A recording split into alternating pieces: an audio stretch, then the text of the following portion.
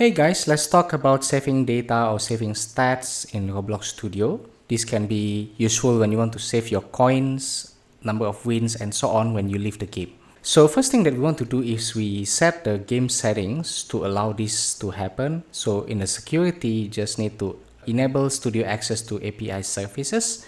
Click Save. So here we want to demonstrate it by two things. First is coin, and the second is putting a flag as the ending point of a map. We just search in the model here. So for example, since we have talked about coin in the previous video, let's just use diamond. You can take any diamond.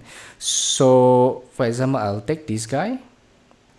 Okay, it has a script built in sometimes because it was built by some other developers too, but here we want to make it from scratch. So we are going to delete the scripts.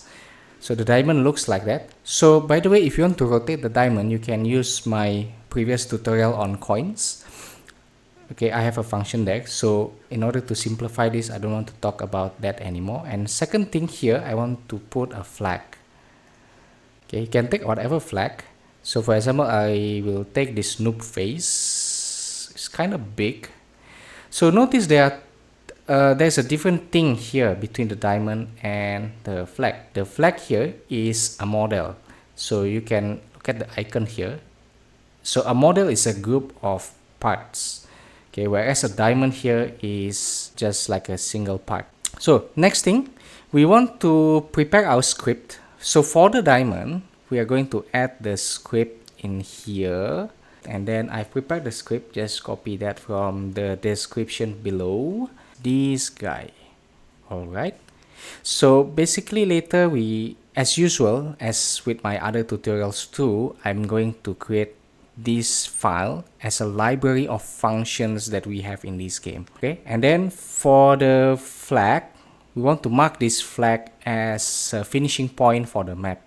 So plus again, script here is actually almost the same thing with the diamond, but here for the flag, because this is a model, the touch part is actually the script.parent.primary part.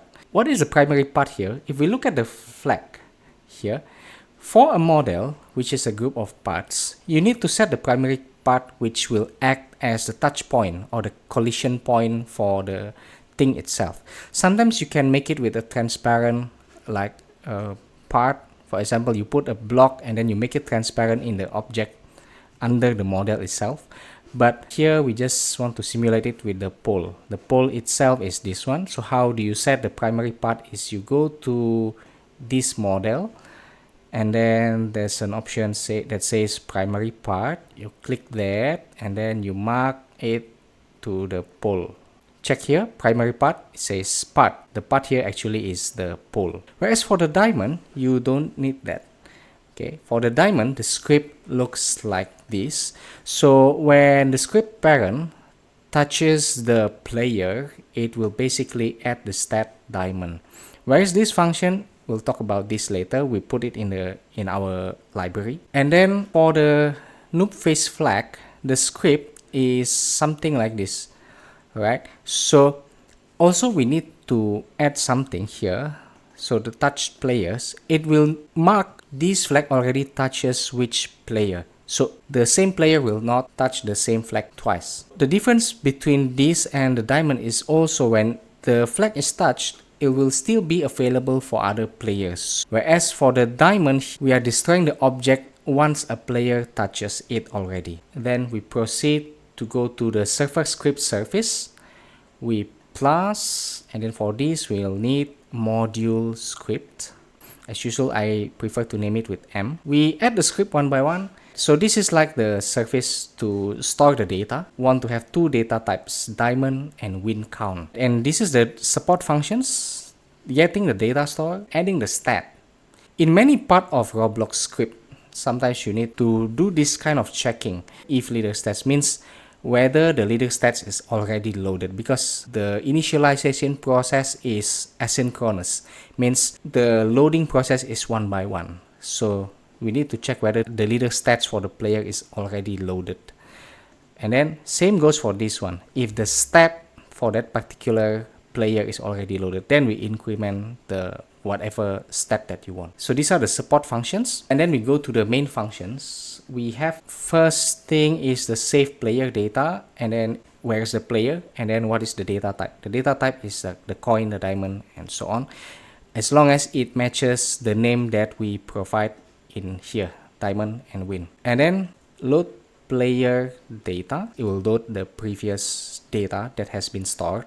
Alright, and then the next is load player data is when the player is connected. So for that particular player, we are looping through all the data types and then load the player data for the data types. What are our data types is the diamond and win count. And for save player data all is for that particular player, we want to save the data for all the data types. And then save player data all for all players, all data. So basically when the game disconnects or the server exits, we are going to do this. Where we are going to put all this is we are going to create a new script in the server script service. So this time we are using script instead of module script.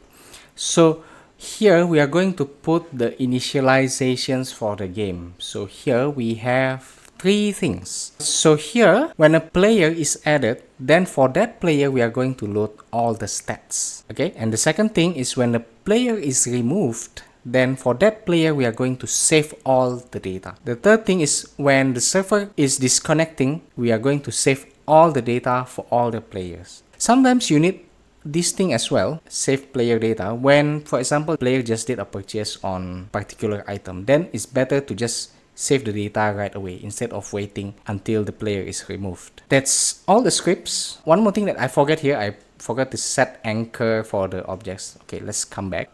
It should be anchored. And second thing is for the parts, we don't want it to be collidable. For the diamond, anchor is already there, but just we don't want can collide. Okay, and one more thing that we need to do is to rename this module script to MISC server to match the naming that we put in the diamond and in the flag. Now, showtime. I did develop this game earlier, so I already have some counts. Let's take the diamond. Okay, the diamond count adds to 4 and the flag. Okay, so one more thing that we need to remove actually in the script, in the noob flag, there's actually already a script. We need to remove that. The win increases, but we do have a problem here. Seems we have to modify the script a little bit. So it says attempt to index nil. So only if a player is available, then only we do all this guy, right? So if the player is not loaded yet for whatever reason, then we don't do this part. Okay, so we slide, the error will be gone now. Okay, do we win? Yeah, we win, and there's no error there. Okay, and then diamond. Okay, now it's 6. If we load the game again, we will be back with that exact same count. Okay, that's all for today. Thank you for watching. Subscribe.